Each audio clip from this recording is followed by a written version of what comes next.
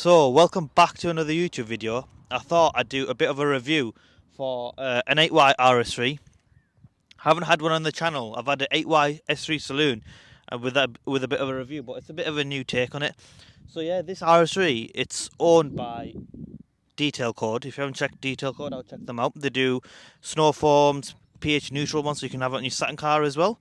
They do wheel cleaners, they do quick detailers. It's an up and coming brand, just straight out of Newcastle, so you might as well check them out. I'll put a link in the description anyways. But yeah, he's got a infinite performance decatted RS3, so we'll get straight into it.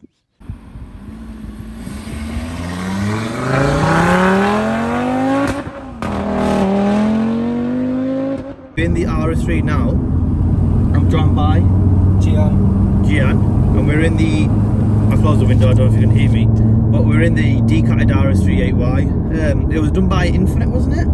Yeah, Infinity Performance. It's an OPF delete. Just because the car, like stock sound was really, I didn't like it. It was way too muffled, you couldn't hear anything, so the first modification I did was the OPF delete with the Infinity. To be honest, a lot of people do say that OPF cars are very quiet, so I'm yet to experience it. So do you want to put your foot down and see what it's like? Yeah, just crack the window. Crack the window open a bit.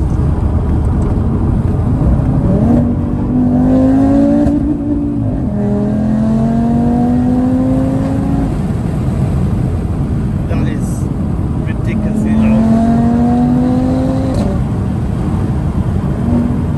Hopefully you can still hear me. It throws you back. It's like, it doesn't, normally sometimes the torque falls off, it doesn't fall off, it's ongoing.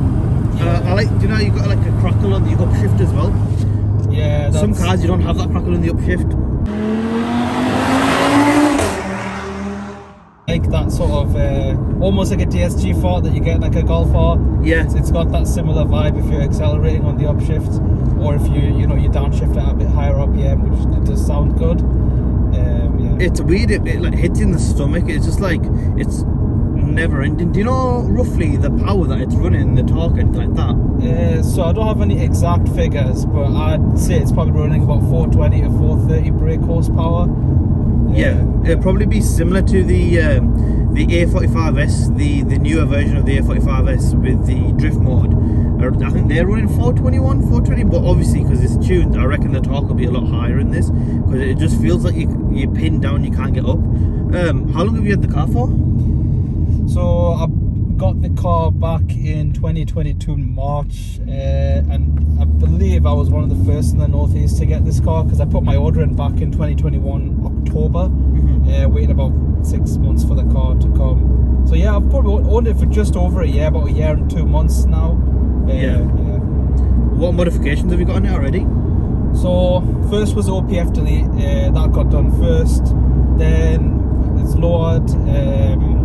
It's running custom forged alloy wheels by Vexton Forged. What's it load on? It's loaded on the iBatch, I believe Sportlines, can't remember exactly, so don't quote me on that, but whichever one R44 Performance provided me with. I think it'll be 20mm drop, 25? I believe so, I'll have to double check. Yeah. We've got a full carbon fibre body kit from Carbon Imports, who I'm sponsored by, so it's a diffuser, side skirts and front splitter. Yeah.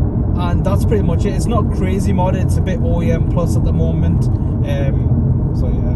I think it's the best thing to do, OEM plus. I think when you go a bit too crazy, it looks a bit like, you know, it looks a bit tacky when you go overboard and you do like something crazy, do you know what I mean? But yeah, have you got any future plans of what you want to do with the car? Well, yeah, our plans is to go a little bit overboard, still keeping it looking nice, yeah. But you know, once the engine is ECU is unlocked, we plan to do like take it up to stage 2, stage 3, get the intercooler done, some more exhaust modifications, wide body kit, carbon hood and carbon wings. So just make it something really, really insane, get it wrapped and make it like one of the craziest 8Ys in the country aesthetically.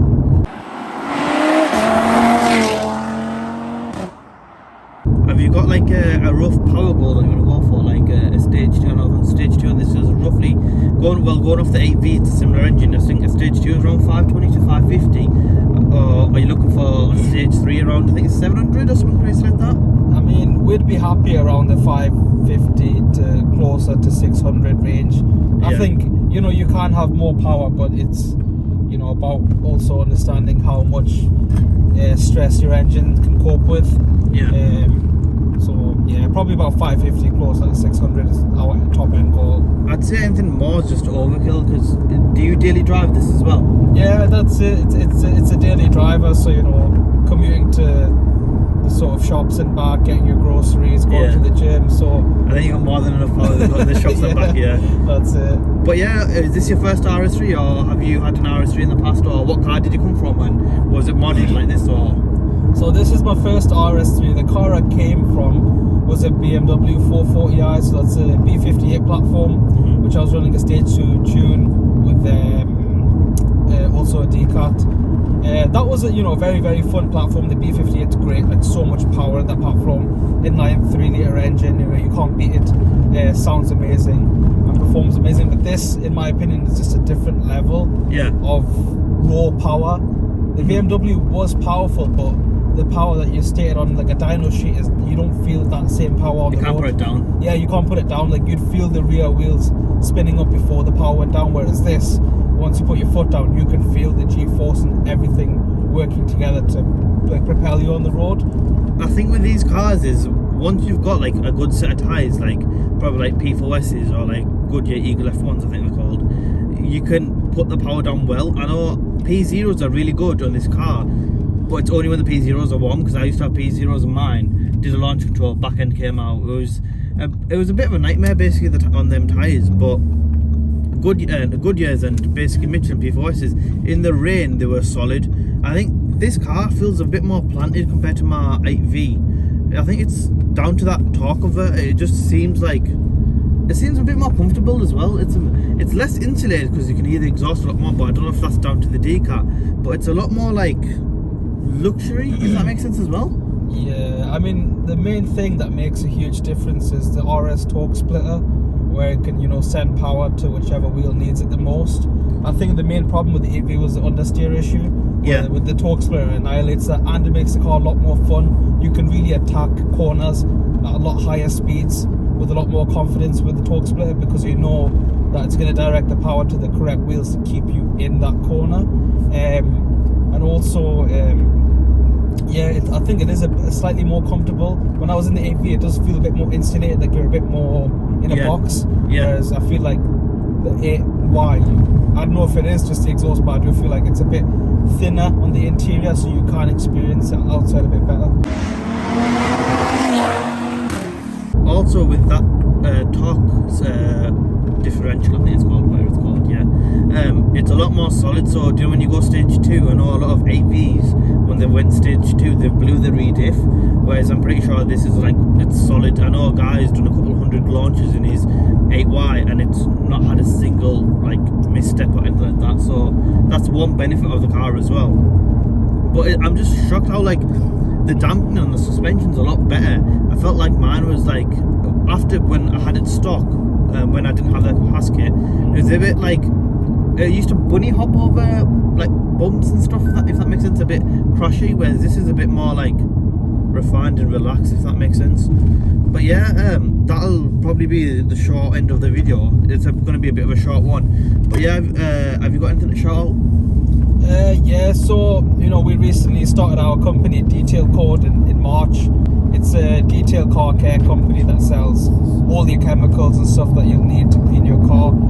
And we're very bespoke, and if you're somebody who loves to take care of your car, to clean it and to do it safely with no sort of harsh chemicals, and really make your car look like something special, definitely check it out. I think we can definitely help you out, and the brand has just started, so we appreciate anybody that wants to be involved, or get the car featured with us or do some content with us. So yeah, give Detail Code a follow.